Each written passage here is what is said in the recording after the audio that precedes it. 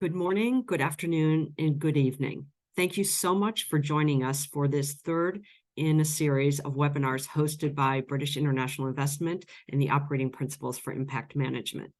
My name is Diane Damsky, and I head the Secretariat for the Operating Principles for Impact Management. I'm delighted to be here today to moderate this incredible panel on the topic Aligning Incentives with Impact, which is a very complex topic and an area that is still a work in progress for many. And with that, I'd like for each of the panelists to introduce themselves, give us your name, title, and the organization that you represent. So is that Liz, would you like to begin?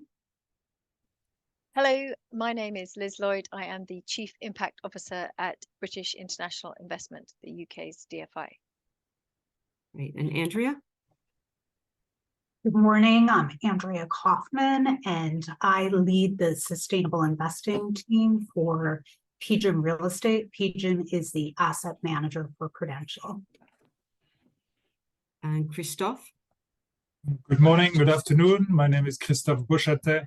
I'm the head of ESG and Impact at Triple Jump, an impact-focused asset manager based in Amsterdam. Glad to be here with you. And Monica? Good morning, good afternoon. My name is Monica Brand-Engel, and I'm the co-founder and managing partner of Quona Capital, a venture firm focused on fintech for inclusion in emerging markets. So to start the webinar, I think it's important to talk about what is the definition of aligning incentives with impact. Now, this is part of Principle 2 of the Impact Principles, and it's defined in the principles as impact-linked incentives are clearly integrated pay, bonus, or carried interest structures aligned to impact performance. But it's much more complex than that. It's not a yes or no question. And there are different ways of looking at impact-linked incentives. There could be on the investee side, investee incentives. It also depends upon where you are. Is it at the corporate level? Are you looking at it as a GP, an LP? And we have a nice diverse group of panelists today that represent both asset managers and asset owners / asset managers. So we will cover the bulk of the universe of impact-linked incentives.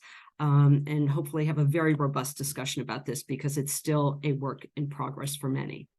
So with that, I'd like to start with the first question, and this is for all four of you. And that is, Christophe, let's start with you. How are incentives in your organization linked to impact? And what principles inform the design of these incentives? And how do they actually work in practice? So Christophe. Thanks, Diane. So at Triple Jump, we use impact-linked incentives at 3 levels. First, at the company level for the remuneration of our staff. Second, as an asset manager, because we act as GP for several funds who have actual impact-linked incentives. And then thirdly, because we manage a fund of fund, we also invest sometimes in funds that have such impact-linked incentives. So let me first focus on the incentives we have at the company level, and then maybe later on in the discussion, we can discuss the other ones. So because impact is really at the core of what we're trying to achieve at Triple Jump, part of the variable incentives of all our employees, or 150 employees, is linked to the reaching of 2 impact KPIs. The first one is the total number of beneficiaries reached through our investment. And then the second one is the number of jobs supported through our investments. So for the total number of beneficiaries reached, that's sort of the sum of the microfinance borrowers that are financed indirectly through our financing, the SME entrepreneurs that are financed through the funds we invest in, and then the number of people gaining access to renewable energy. And so all our investment activities sort of contribute to these impact KPIs. Overall, at the company level, we have about 20 KPIs we monitor, and we have our board setting targets on these 20 KPIs. 6 of those KPIs are included in our incentives. And 2 of these 6 KPIs are impact linked. So I think it's very important sort of in this discussion to realize that impact incentives are good, but you need to balance them with other incentives. Probably having sort of only impact incentives might not be the solution. And then, yeah, depending on the percentage or the number of KPIs that are reached, this sort of defines the percentage of bonus that each of us get at the company. The rationale behind that, why do we do this? I think we do this for the past 12 years at least. It's really to put impact at the center of what we do and really align the entire company towards our main goals. I think we have a lot of employees actually joining Triple Jump for the impact purpose. And so that shows how sort of, to employees, this is important and builds really the culture around impact and then keeps our focus over the years on this. Generally, I think a few principles about setting those incentives. I think it's important to keep them simple as far as we can. So they need to be sort of easily measurable, of course. They need to be in our sphere of influence. So, I mean, it's tempting to go, really at the outcome level or really higher in the theory of change, but then it becomes, much more difficult to act upon. In this case, it's more the carrot than the stick. And then it's a sliding scale, so it's not all or nothing, but sort of progressive. And then lastly, it's annual, so it's not something that sort of arrives after 12 years of the end of a fund or something, but it's sort of annual every year.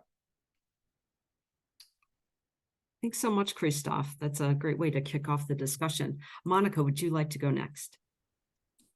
Thank you, Diane. It was great to hear Christophe's explanation, actually the reasons, because I would say that Quona shares a lot of the motivation, but I think we come to a different conclusion. So we are very much, we put mission centrally in terms of, I would say, what motivates our staff, as well as what guides our investment decisions.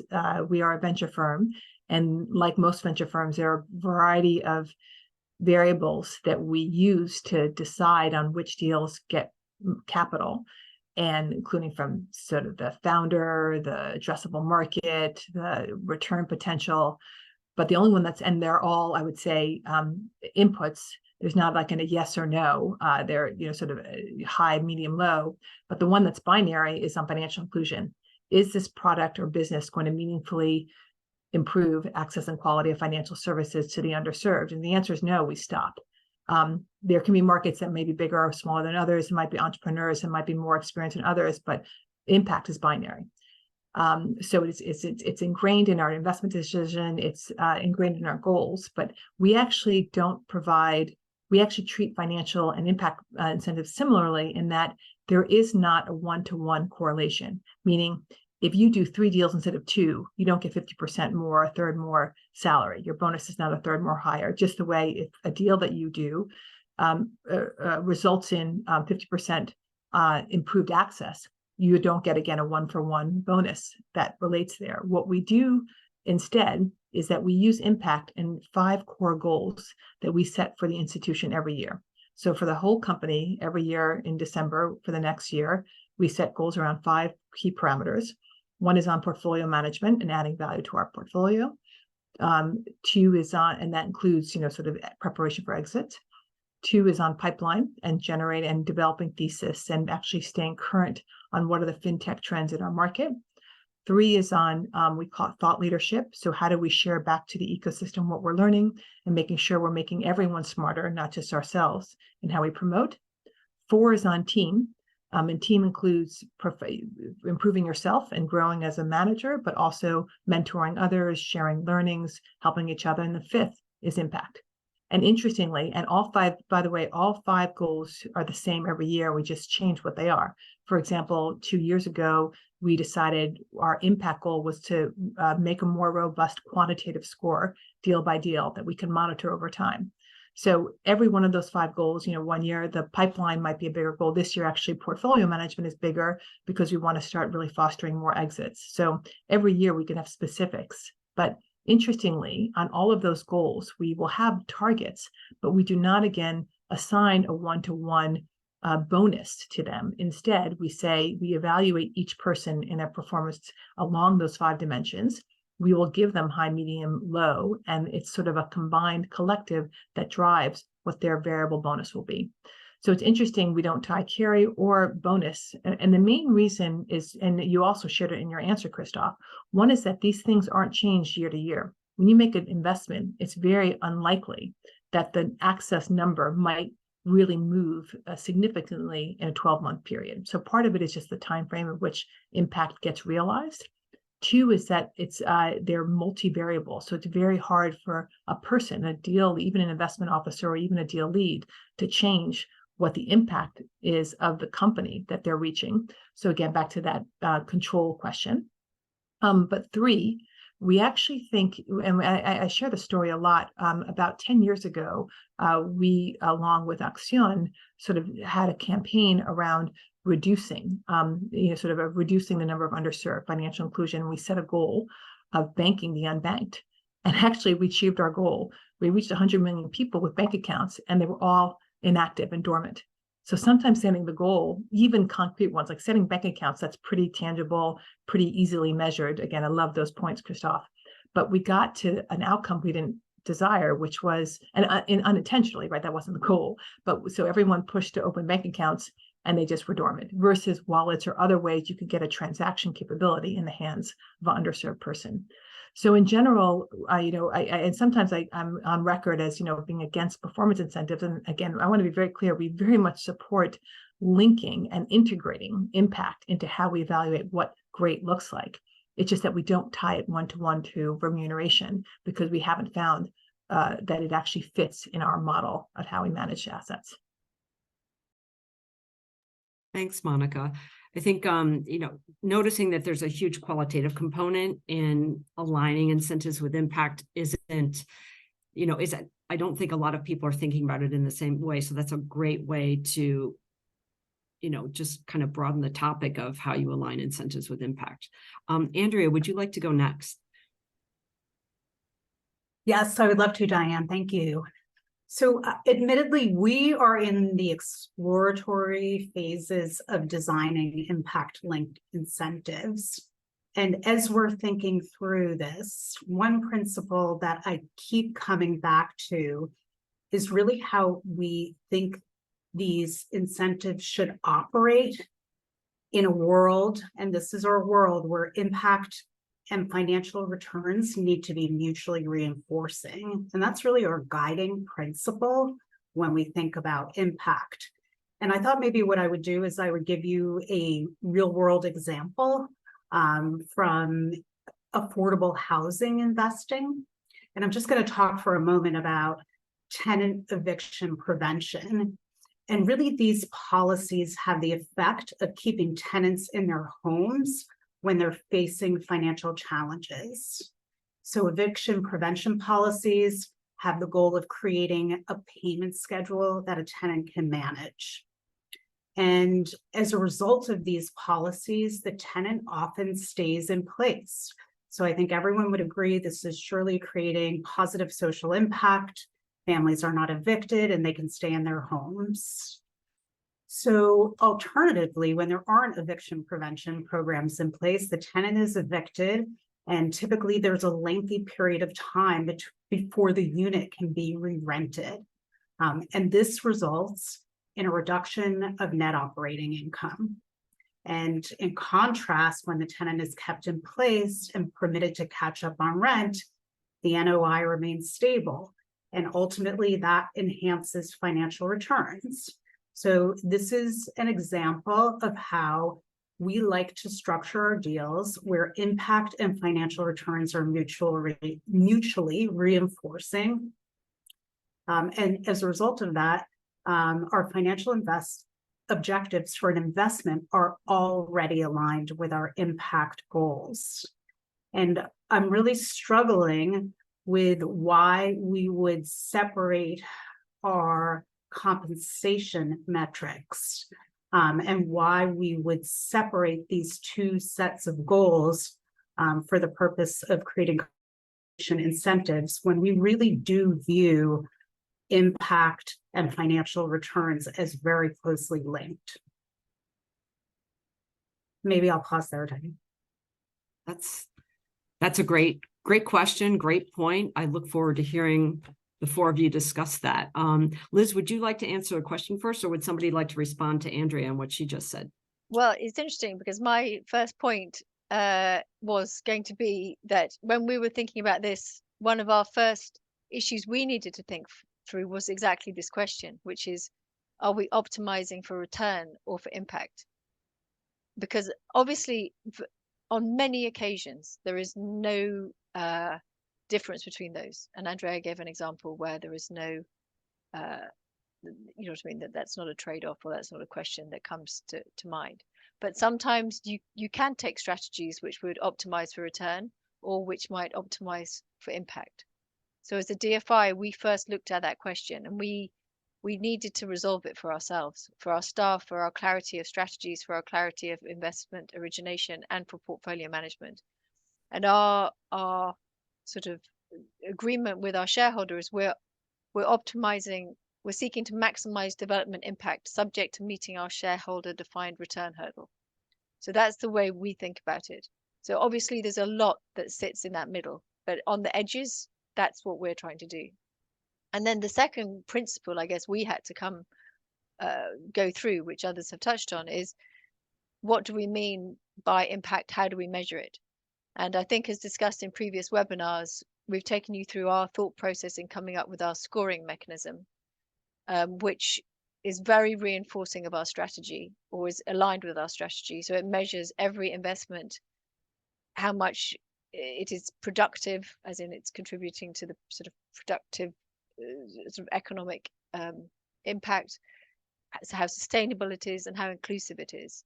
So we come up with a single score ex ante, and so far we're in our new strategy period, we've only done ex ante scoring. Next year we will start doing ex post scoring, and that's aggregated across the whole portfolio. And I think what's interesting from an incentive point of view is that as we devised our framework, we did a lot of sort of work with our colleagues so that people understood, you know, the point about simple, you know, what does this mean? What does this mean is good? What does this mean I should do more of, do less of? That's really kind of understood in the organization. So it works in that way. It's also kind of externally assured, our score, annually. So it is quite rigorous, it's quite objective. So you can kind of, it can bear a little bit of weight in that sense. And so, you know, once we've gone through those principles, you know, what kind of incentives do we kind of, what levers do we use inside the organization? So I would say that sort of we've had sort of some kind of incentive, impact linked incentive for many years. So it's not kind of new to us. We have corporate targets, as others have discussed. We have annual sort of 5-year targets we agree with our shareholder. We also have a lot of measures which are reinforced through our kind of HR processes. So for example, the promotion and progression decisions for individuals are very kind of holistic.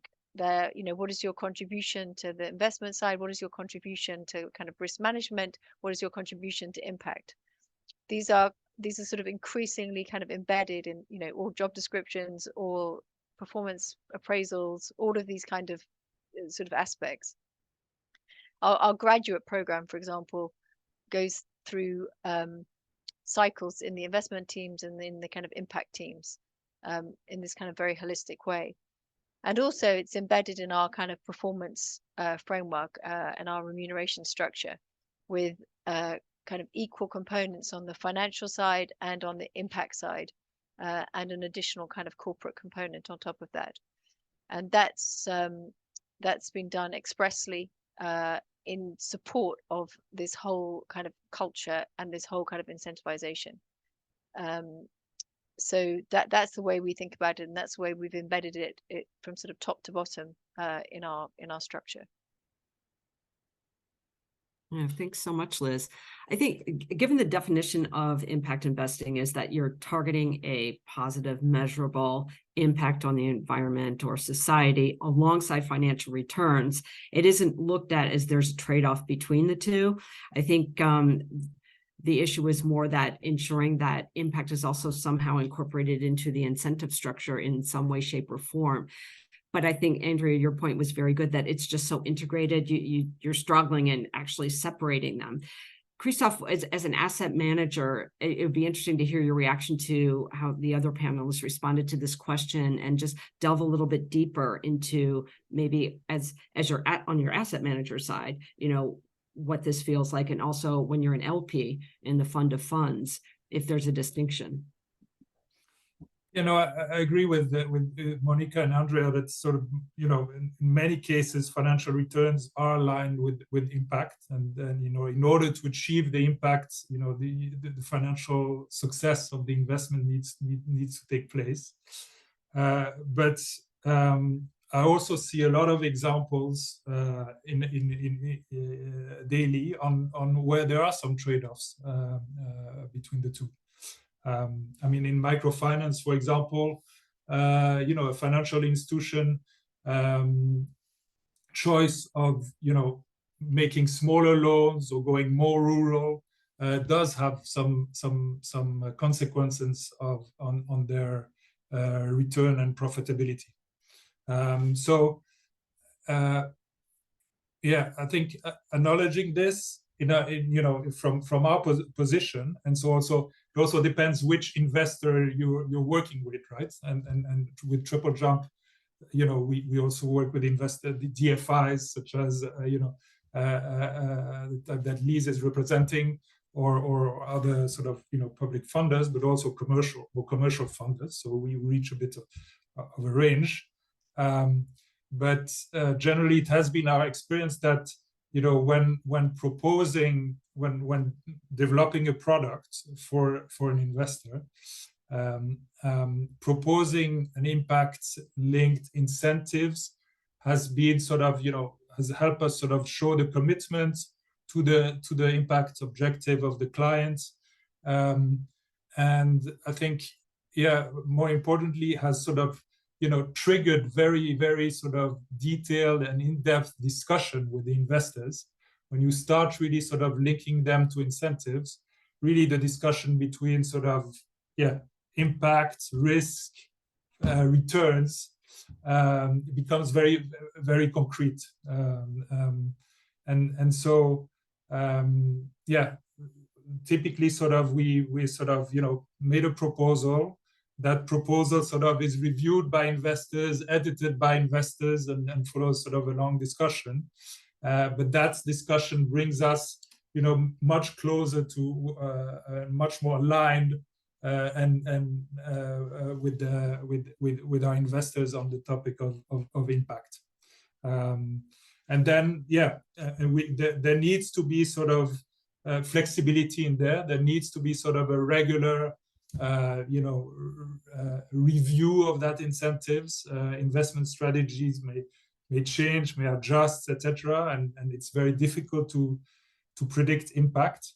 But sort of if you also sort of pick the right indicators, and they don't need actually to really affect your investment selection, but they can be focused. And I think maybe Liz, you referred to that. They can be linked to actually how you work with the company when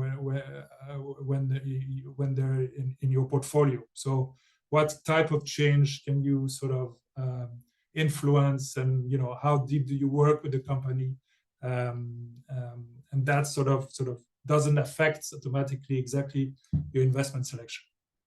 So that's our view. We also have funds that don't have any impact incentives.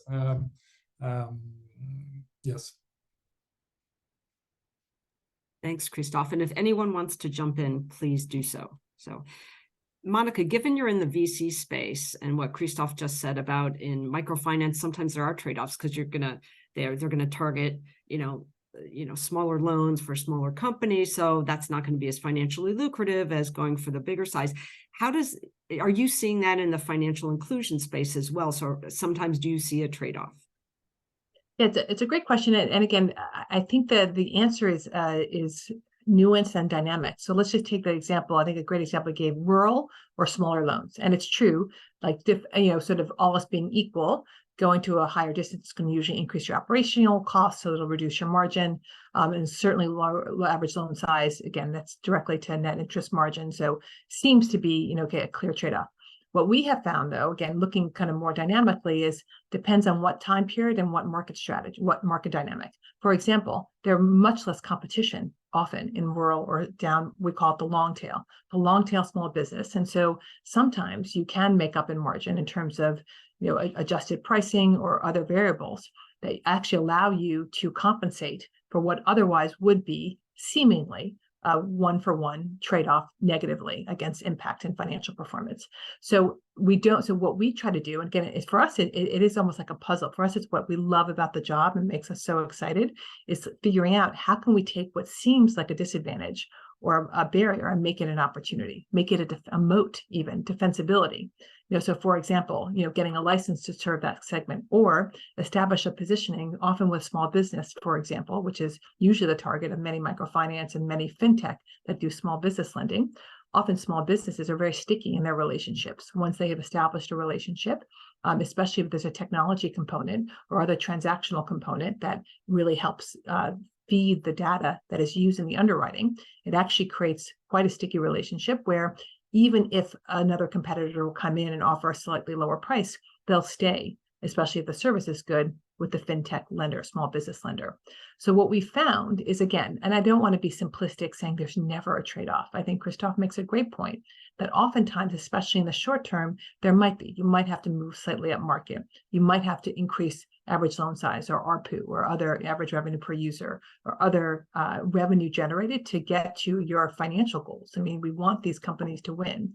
But in the long term, we actually find, and we actually just did a study empirically using, actually, it was part of our Blue Mark verification process, where we were measuring, we put this quantitative assessment of our companies, and we actually reviewed our best performing companies on this impact measurement as well as the financial performance. And interestingly, the most successful financially companies happen to be the highest impact scores.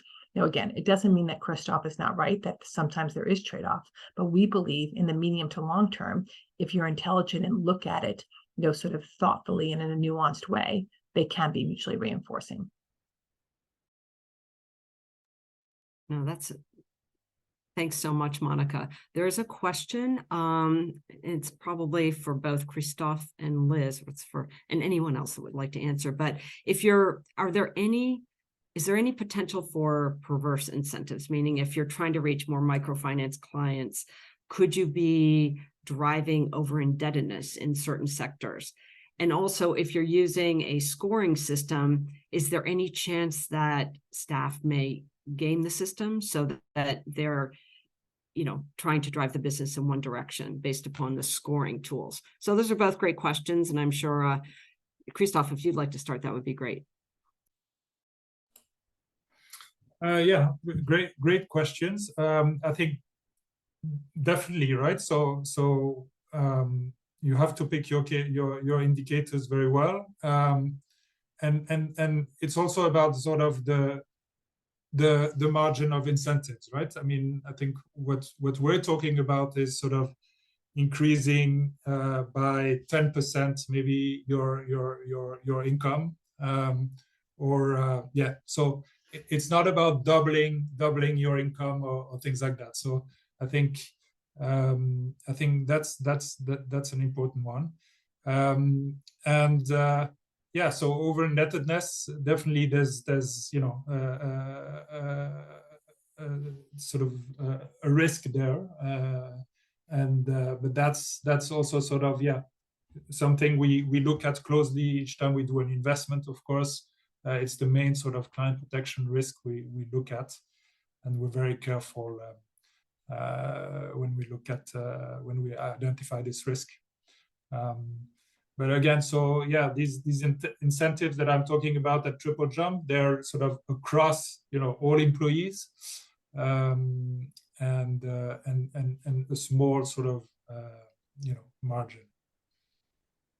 Yeah, I suppose I just add, so I totally agree on over-indebtedness, and that is a huge part of our due diligence and portfolio management. And I think, like others, we're part of a number of industry bodies that have developed customer protection guidance, and which again is quite dynamic. And I mean, for example, through the COVID period, there were obviously a lot of interventions and sort of, you know, from the moratoriums and then the restarting, where we were all very attentive to what impact this was having on the ultimate borrower.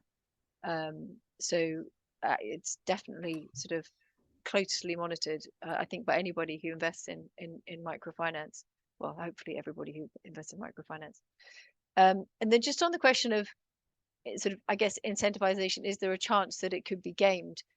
I mean, I think when you're setting incentives, what you're trying to do is basically you're asking people, or you're kind of giving a direction that, as it were, this is better than that.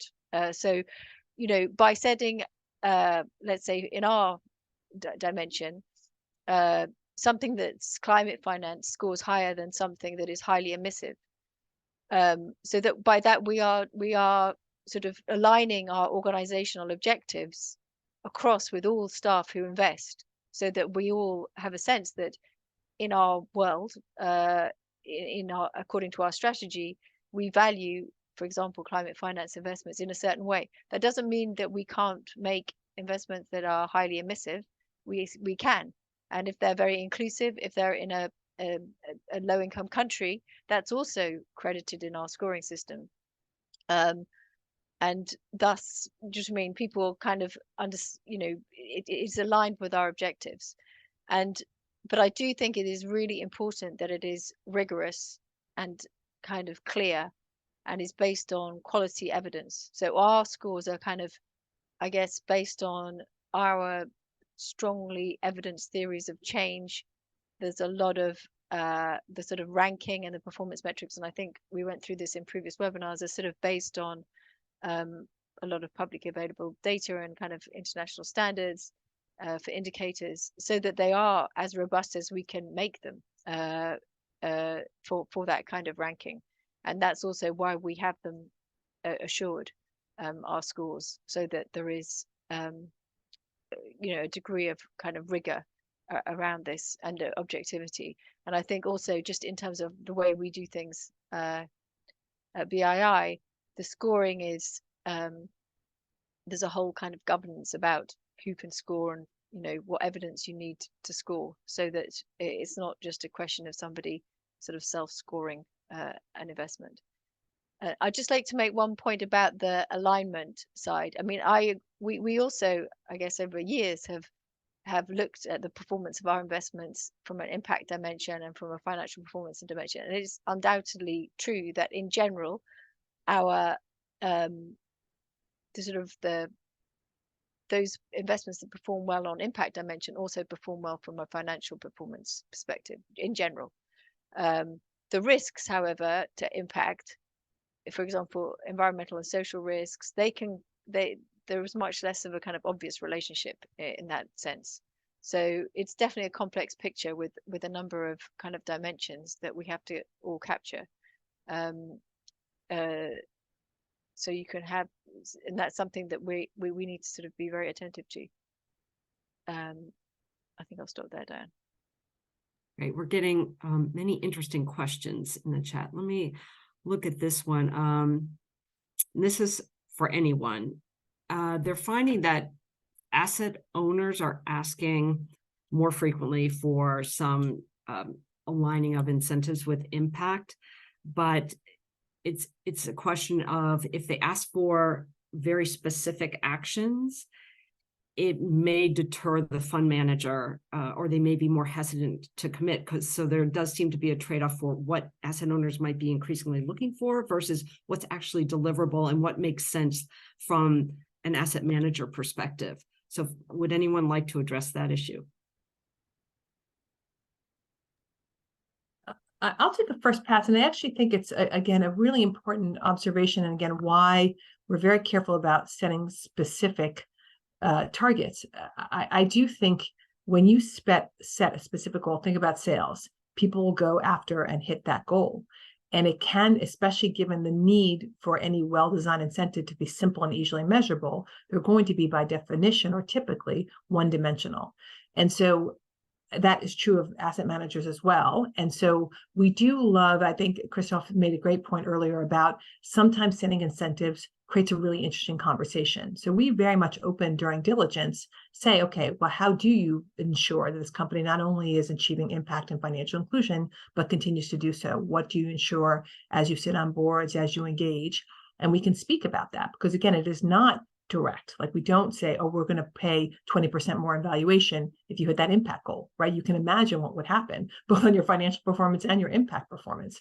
So again, it is, I think, a reality, and it's why I would really encourage, I think it is incumbent among asset owners to really pick their asset managers carefully. Are people just kind of saying words because they know some LPs have an impact thesis, or are they really committed throughout the organization to really deliver on impact? Because again, I think it's very tricky when you start even imposing on asset managers specific goals. And it could be around not only your end impact goal, but even things like ESG goals. I think it becomes tricky, and sometimes there can be unintended consequences.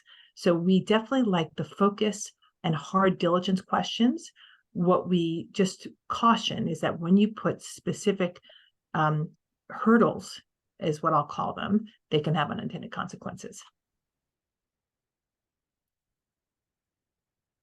Diane, I just wanted to jump in here for a moment and raise the dreaded SFDR and really how SFDR maybe to a certain degree changing the conversation here.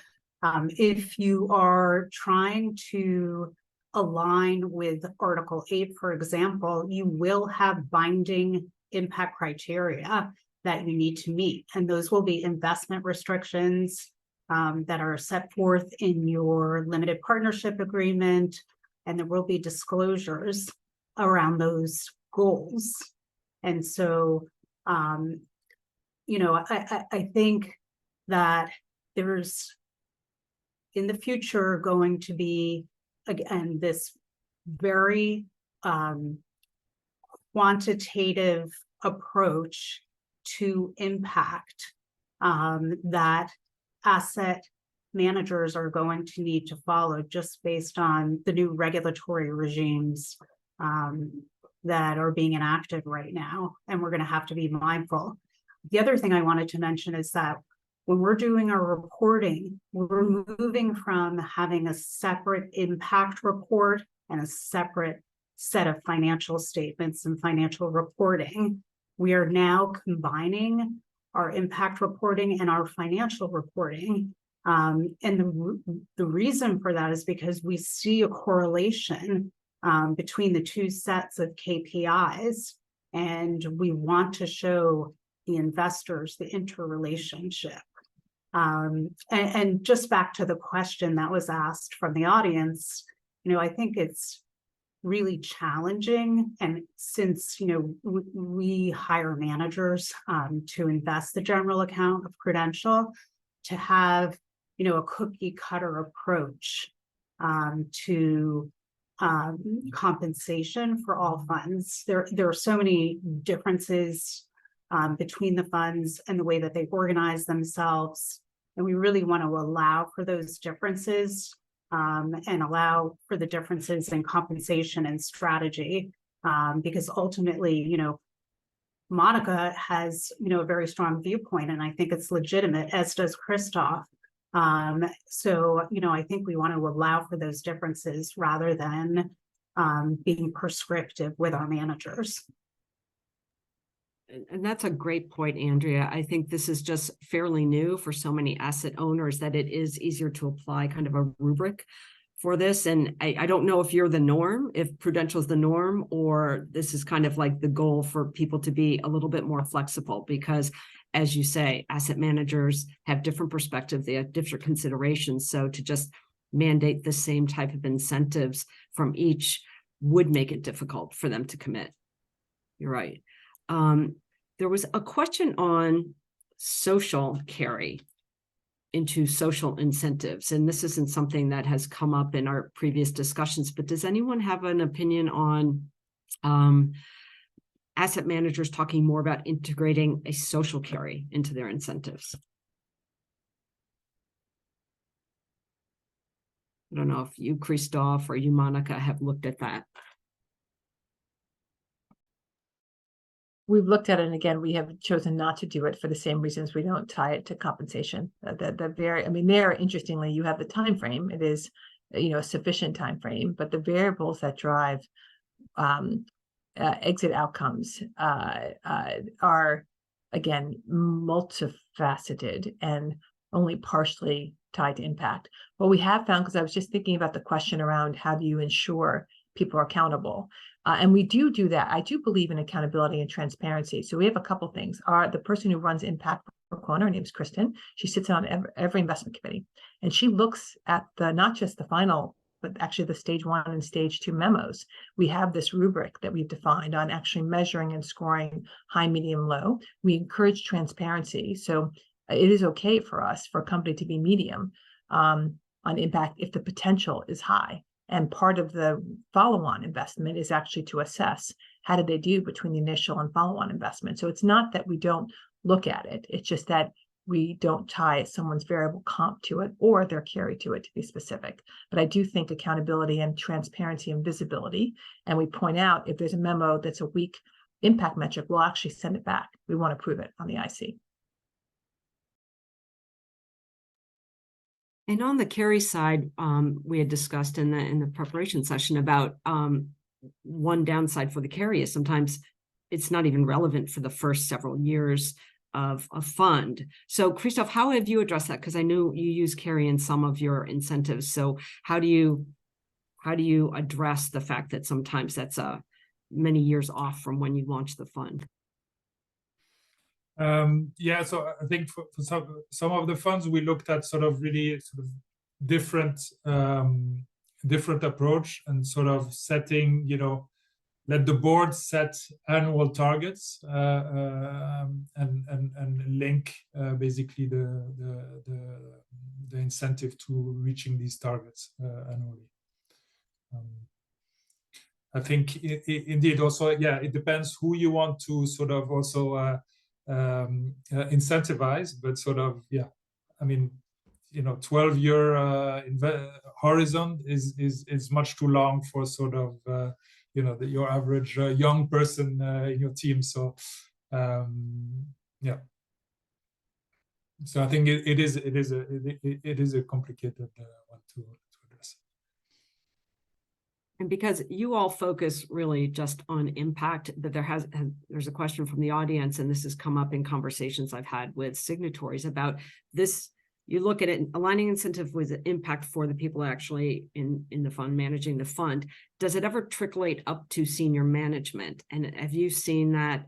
I mean, it's hard for you four firms to disaggregate that because you're all involved in impact across the firm. But does the senior management compensation, should it also align with impact incentives?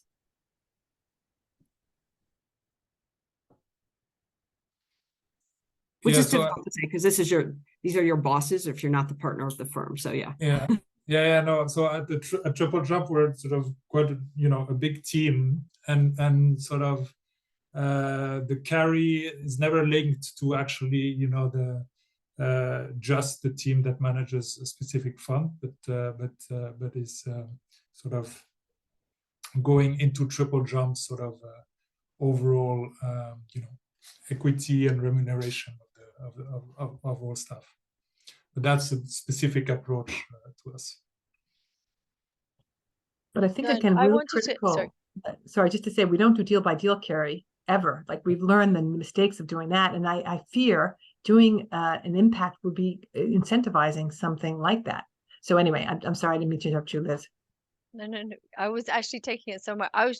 There's been some questions about, setting it right, avoiding kind of either undershooting or overshooting or sort of distracting.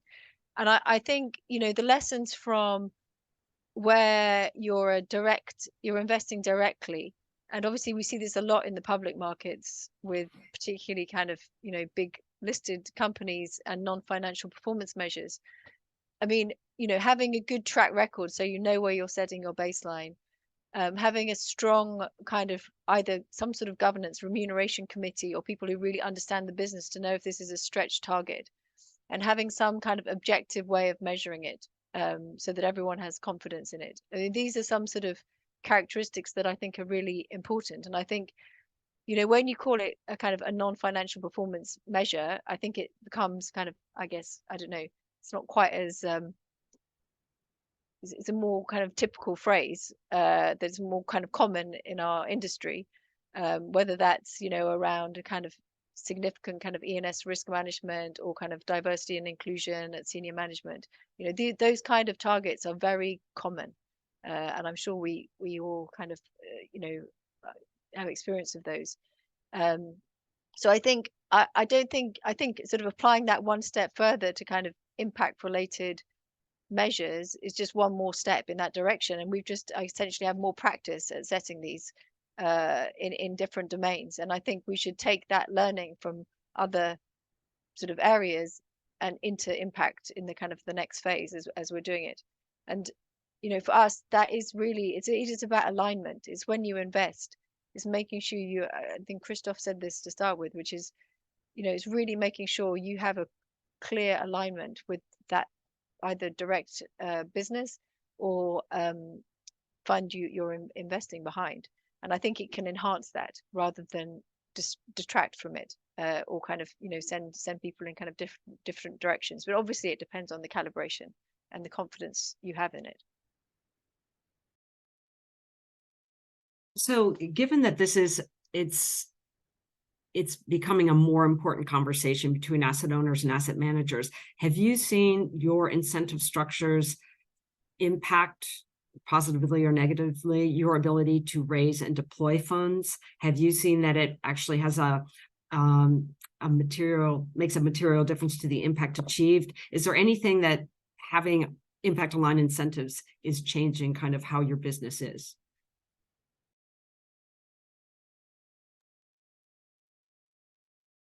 I might just start out by commenting that when you are raising capital, you will have a diversity of investors speaking to.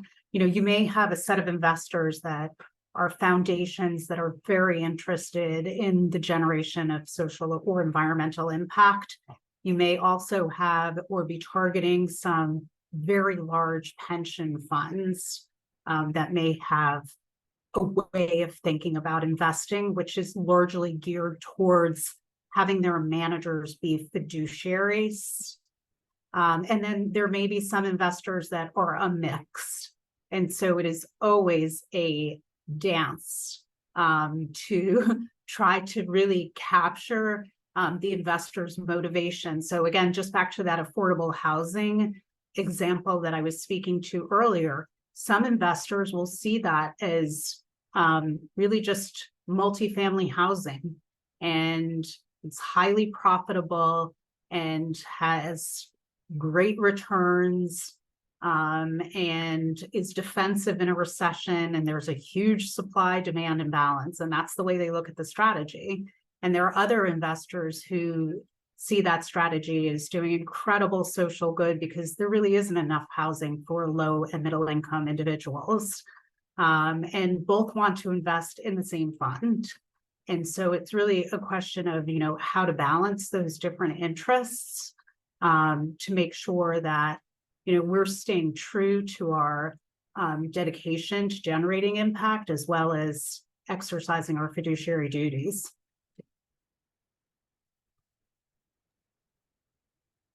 Thanks so much, Andrea. I think, and based upon some of the questions in the chat, it's when you look at incentives, it isn't, as you said, a yes or no question, Monica. You said that before, and it's really very complex. There's qualitative, there's quantitative aspects. If you do it at just a carry on a fund level, it's very difficult. And the way that you all have kind of gone into how it's a process, and you have different levers that you're pulling to determine how you're aligning incentives with impact. And it really depends on the type of institution that you are. It just shows that this is a conversation that's going to be ongoing. There's no one right way to do it, but I think really kind of making sure that people understand the complexity, and especially from the institutional investor perspective, getting them to better understand that they want to encourage their investees to provide the greatest impact, if that is what they're targeting, and not have the incentive structure create any issues with what you're trying to achieve as an impact investor are important. But I'd like, since we're nearing the end, I wanted each of you to just give us kind of your closing thoughts based upon the webinar, just what you'd like people to leave this webinar with from your perspective. And with that, I'll start with Christoph. Yeah, no, definitely a very, very interesting discussion. So I think, yeah, as an investor into funds, I think, our approach has been to, never sort of impose, strict incentive, impact-linked incentives. So I think it needs to come, primarily from the manager, and needs to be sort of very much aligned with sort of the impact strategy of the fund. I think, yeah, it's, if there is impact incentives, then there needs to be also return or financial sort of return incentives, and sort of the balance between those two sort of, I think addresses some of those sort of points that we discussed today. And then I think indeed keeping it simple, measurable, and then really sort of also not only focusing on indicators that sort of affect selection, but really on sort of how you work with the company when it's in your portfolio. Andrea? Yeah, I think my closing thought would be that investment strategy gets set very early on for the fund or for the specific investment. And for us, that's really what guides us in thinking about, our goals around impact vis-a-vis financial returns.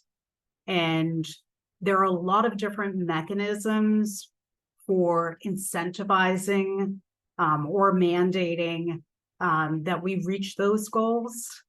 And I think linking impact to compensation can be powerful. And I also think that it can be very complex, and that there may be alternatives which are easier to implement that achieve the same goal.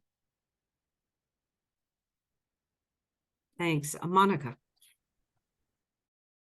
My closing thought would be actually addressing that last question, which said, if it's complicated and you focus on one goal, are we forced to just ignore impact altogether? And I think the way I would answer that is to say, building a culture and a company that's oriented centrally around mission and around the impact thesis is how we've solved that. So the whole purpose of Quona, the way we recruit people, the way we evaluate them on their performance, the way we remunerate them generally, is on, we call it wearing the t-shirt. And this idea of one Quona is that inclusion is why we're here. And that is how we promote both how we run our company, how we sit on boards, and ultimately how we foster the ecosystem. So I would just say walking the talk is critical, whether or not you have performance-linked incentives. Thanks. And Liz? Yeah, so I think I would say that basically I think that incentives do have a role in reinforcing and supplementing the strategy, the culture, getting everyone on the same page in an appropriate way in that sort of the build of an investment firm or a DFI.